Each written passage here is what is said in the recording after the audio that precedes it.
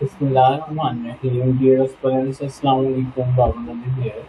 Dear aspirants, आज हमारा second lecture है the Punjab maintenance public order ordinance का। और आज हम इसके सेक्शन 1 और 2 देखेंगे।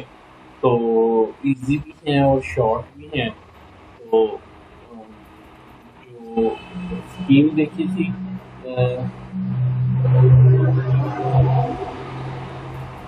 एक्ट का नाम है the Punjab maintenance of public order ordinance 1960। 2 दिसंबर को ये जो एनेक्ट हुआ। अच्छा, इस एक्ट का जो कंप्लीट है टाइटल या कंप्लीट नेम है an ordinance to amend and consolidate the law relative to preventive detention and control of persons and publication connected with maintenance of public order in the Punjab। अगर आपने introductory lecture पढ़ा तो हमने इसको बड़ा depth में किया था। अच्छा, आगे प्रिंबल के where it is experience to amend and consolidate the law providing for preventive detention and control of person and publication of reasons connected with public safety, public interest and maintenance of public order in the province of Punjab. ये हमने अपने introductory lecture में पढ़ा था कि 3 चीज़ों के लिए गवर्नमेंट जो है वो 3 स्टेप उठा सकती है। किन 3 चीज़ों के लिए? पब्लिक सेफ्टी के लिए, पब्लिक इंटरेस्ट के लिए और पब्लिक ऑर्डर को मेंटेन करने के लिए। और वो कौन से 3 स्टेप उठा सकती है? प्रिवेंटिव डिटेंशन, कि बंदे को अरेस्ट करके डिटेन कर सकती है, या कंट्रोल ऑफ पर्सन, या वो बंदे को कंट्रोल कर सकती है, उस बंदे को जो कि इस चीज़ को लीड कर रहा है या जो वो पब्लिक ऑर्डर को ख़राब करना चाह रहा है।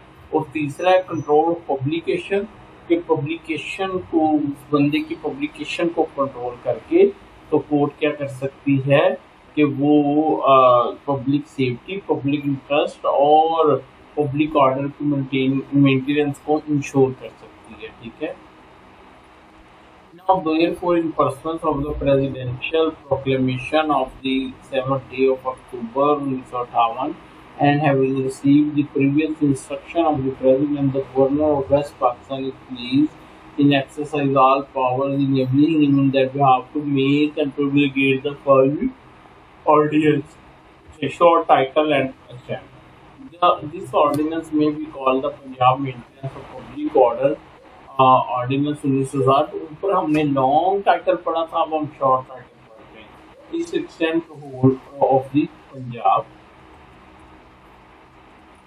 डेफिनेशन क्या है? Board means the review board appointed under section 3। फिलहाल मैं आपको ये बता सकता हूँ कि एक जो शख्स अरेस्ट हो गया उसको मैक्सिमम जो है वो 3 माह के लिए डिटेन किया जा सकता है, लेकिन अगर उसकी फर्दर डिटेंशन चाहिए तो उस सूरत में एक रिव्यू बोर्ड बनेगा जो कि हाई कोर्ट के जजेस के ऊपर मुश्तमिल होगा। और गवर्नमेंट जो है वो अपना एक वहाँ पे रेफरेंस एप्लीकेशन दायर करेगी कि इस पीरियड को जो है वो एक्सटेंड किया जाए। और तो वो रिव्यू बोर्ड ये देखेगा कि क्या वो पीरियड ऑफ डिटेंशन जो है वो जो है एक्सटेंड किया जाना चाहिए या नहीं किया जाना चाहिए। Code being the code of criminal procedure, deputy commissioner of a district appointed under section 3 of the Punjab civil administration act 2017। अच्छा, हम लोग ना देखेंगे कि ये एक्ट कैसे काम करता है। ये एक्ट इस तरह से काम करता है कि डिप्टी कमिश्नर जो है वो रिक्वेस्ट करता है किसको? गवर्नमेंट को। ठीक है।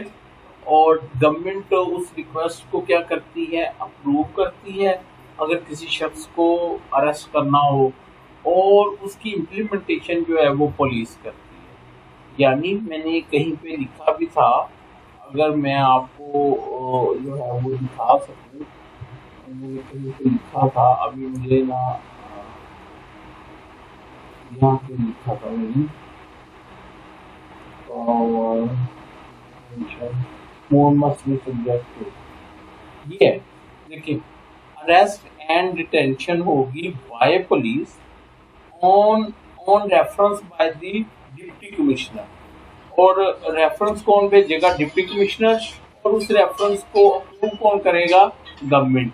यानी डिप्टी कमिश्नर गवर्नमेंट को कहेगा और गवर्नमेंट जब उसको अप्रूव करेगी तो उसको इम्प्लीमेंट करेगा कौन? उसको इम्प्लीमेंट करेगा यानी तजवीज़ करेगी। डिप्टी कमिश्नर रिक्वेस्ट करेगा या तजवीज़ करेगा कि इस बंदे को अरेस्ट किया जाना चाहिए, और गवर्नमेंट उसको अप्रूव करेगी, और पुलिस जो है वो उसकी क्या करेगी? उसकी इम्प्लीमेंटेशन करेगी।